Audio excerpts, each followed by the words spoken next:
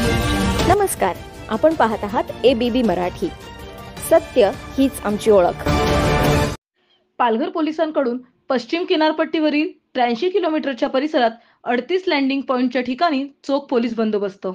सध्या भारत-पाकिस्तान युद्ध जोरात सुरू असून पाकिस्तानकडून सध्या देशात भ्याड हल्ले केले जात असल्याने सतर्क असलेल्या पालघर पोलिसांनी पश्चिम किनारपट्टीवरील 83 किलोमीटर परिसरात 38 लँडिंग पॉइंटच्या ठिकाणी चोख पोलीस बंदोबस्त तैनात केला आहे.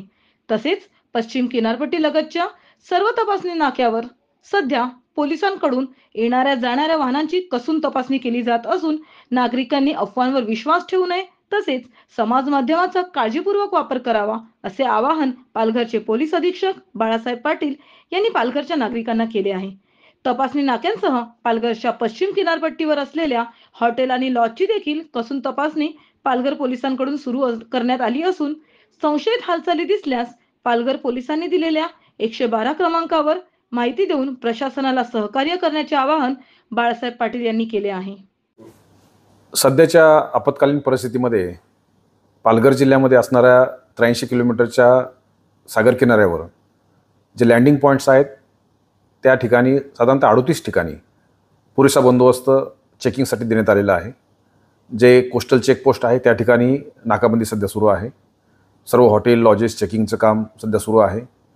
नागरिकांच्या विविध स्तरावरच्या बैठका सध्या सुरू आहेत.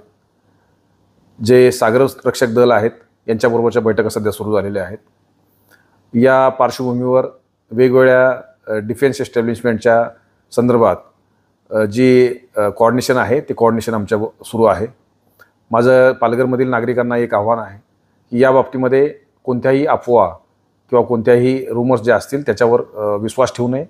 जर आपल्याला काही शंका असतील त्या बाबतीमध्ये पोलीस कंट्रोल रूम किंवा 112 याच्यावर संपर्क साधायचा आहे. आपल्याला काही मदत पाहिजे असेल तर 112च्या माध्यमातून आपण मदत घ्यायची आहे.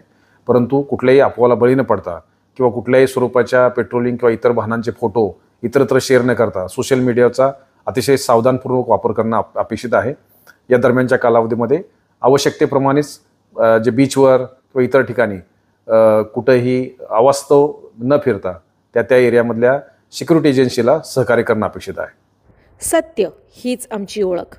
आपण पाहत आहात ABB न्यूज मराठी.